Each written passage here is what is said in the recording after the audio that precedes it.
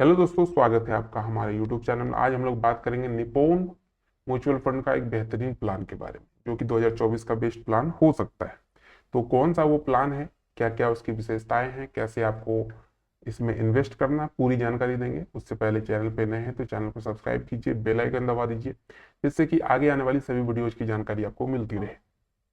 तो चलिए आगे बढ़ते हैं। फंड का नाम बताते हैं, Nippon India small cap fund. अगर स्मॉल कैप फंड की बात करें तो बहुत सारे famous small cap fund market में ऑलरेडी हैं, जिसमें कि एक निप्पॉन का भी नाम आता है। और टॉप फंड अगर आप लोग स्मॉल कैप में देखें तो निप्पॉन सबसे ऊपर अपना नाम दर्ज करवाता है। तो इस फंड की क्या खासियत है वो आप इसके रिटर्न से देख सकते हैं। ऑल टाइम रिटर्न हर साल लगभग 26 से 27% का दिया है जब से ये फंड स्टार्ट हुआ है। एवरेज रिटर्न अगर 5 सालों की बात करें तो हर साल 30%। लगातार अगर 3 सालों की बात करें तो एवरेज रिटर्न 36 से 37% का हर साल रहा है। पिछले एक साल में 56% का रिटर्न और पिछले 6 महीनों में 17 से 18% का रिटर्न दे चुका है। तो रिटर्न के मामले में इतना शानदार है कि लोगों का भरोसा इस पे बना है और लोग इसमें पैसे इन्वेस्ट करते हैं। और इन्वेस्ट करना इतना आसान है कि आप मात्र 100 रुपए मंथली इन्वेस्टमेंट इसमें कर सकते हैं। इसमें अभी वन टाइम इन्वेस्टमेंट को ब्लॉक किया गया है, यानी अभी इन्वेस्टमेंट चालू नहीं है वन टाइम के लिए।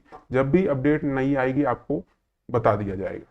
अब इसमें सबसे पहले इसके होल्डिंग्स की बात करें तो जैसे कि आप नाम से ही पता है कि स्मॉल कैप फंड है, तो छोटी कंपनियों में इन्वेस्ट किया जाता है।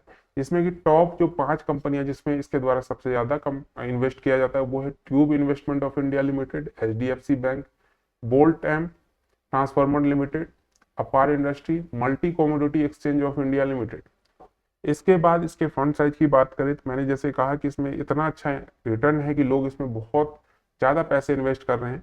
फंड साइज इसका 45,749 करोड़ का हो चुका है। एक्सपेंस रेशियो भी कम है, 0.70% का। अब रिटर्न की बात करें, जैसा कि आपने देखा 25 से 26% का रिटर्न मिल रहा है हर साल। तो हम लोग 22% पे इसका कैलकुलेशन करेंगे और जमा करेंगे मात्र 800 रुपए हर महीने। इस बेसिस पे अगर देखा जाए तो 5 सालों में 48,000 रुपये आपका जमा होगा और रिटर्न आपको 39,000 मिल जाएगा।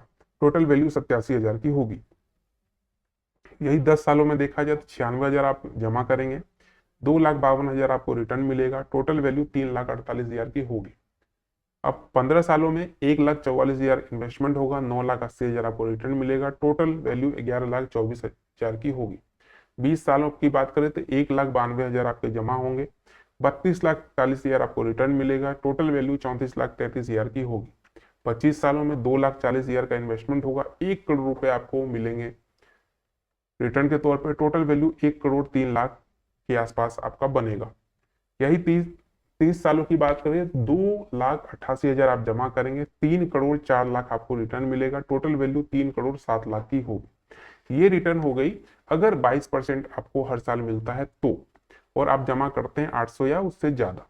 लेकिन रिटर्न की कोई गारंटी नहीं होती। मैं बार बार कहता हूं, किसी भी फंड में आप इन्वेस्ट करते हैं तो ये माइनस प्लस दोनों चीजों को समझ के इन्वेस्ट करें, क्योंकि म्यूचुअल फंड और स्टॉक मार्केट में कभी भी रिटर्न की गारंटी 100% नहीं होती। यहाँ पे आपको सारी चीजों को समझ के इन्वेस्ट करना पड़ेगा।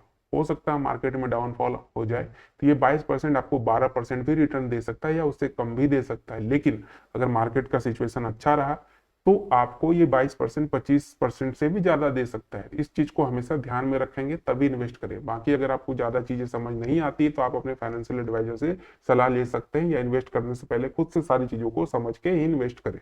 तो चलिए मिलते हैं एक नई वीडियो में, तब तक के लिए चैनल को सब्सक्राइब, वीडियो को लाइक कर दें।